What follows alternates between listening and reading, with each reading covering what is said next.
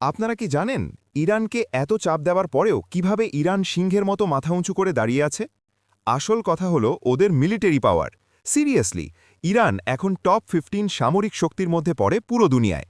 আর মজার ব্যাপার হলো এটা ওরা করেছে একদম নিজেদের দমে, কারো হেল্প ছাড়াই।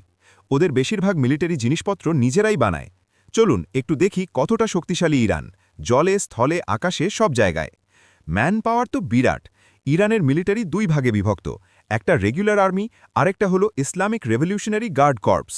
দুই মিলিয়ে প্রায় 6.5 লাখ অ্যাক্টিভ সোলজার আছে। এর উপরে আবার 3.5 লাখ রিজার্ভ সেনা।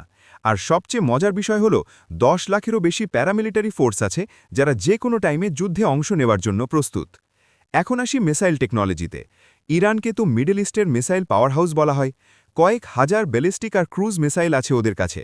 ইরানের কাছে ফাত্তাহ-1 আর ফাত্তাহ-2 হাইপারসনিক মিসাইল আছে, যেগুলো সাউন্ডের চেয়েও প্রায় 13 থেকে 15 গুণ ফাস্ট আর রাডারও ডিটেক্ট করতে পারে না। এছাড়া খোররাম শাহর, সেজিল, শাহাব-3 এইসব লং রেঞ্জ মিসাইল আছে, যেগুলো প্রায় 2000 কিলোমিটার দূরের টার্গেটে হিট করতে সক্ষম। ড্রোনের কথা উঠলে ইরান হলো বিশ্বের বস। আধুনিক যুদ্ধে ড্রোন হলো গেম চেঞ্জার, আর ইরান এখানকারই বাদশা। শাহেদ 136 নামের কামিকাজে ড্রোন আছে ওদের, কম খরচে বানানো কিন্তু ম্যাসিভ ডিস্ট্রাকশন করতে পারে। ইরানের ড্রোন এখন বিভিন্ন কনফ্লিক্টে ইউজ হচ্ছে। এখন নেভি আর আর্মিদের বিষয়ে বলা যাক। পার্সিয়ান গালফ আর হরমুজ স্ট্রেইটে ইরানের দখল মোটামুটি শক্ত। কয়েকশো ছোট স্পিডবোট আর সাবমারিন আছে, আর ল্যান্ডে প্রায় 1000 খানেক ট্যাঙ্ক আর 4500-এর বেশি আর্টিলারি। ওদের নেভি কোস্টাল ডিফেন্সে এক্সপার্ট, স্পিডবোট, সাবমারিন দিয়ে হরমুজ স্ট্রেট কন্ট্রোল করে। আর ল্যান্ড ফোর্সেরও আধুনিক ট্যাঙ্ক, ড্রোন, আর্টিলারি সব আছে। এয়ারফোর্স, ইরানের এয়ারফোর্স মূলত F4, F14, টমক্যাট, MiG-29 এইসব চালায়।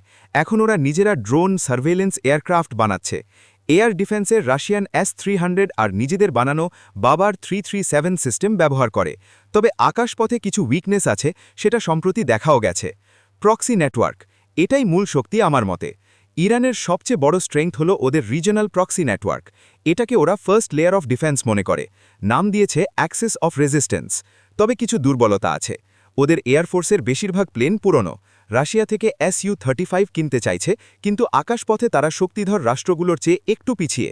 এয়ার ডিফেন্সেও বাবার 337-এর উপর নির্ভর করতে হয়, যেটা S-300 লেভেলের বলা হয়।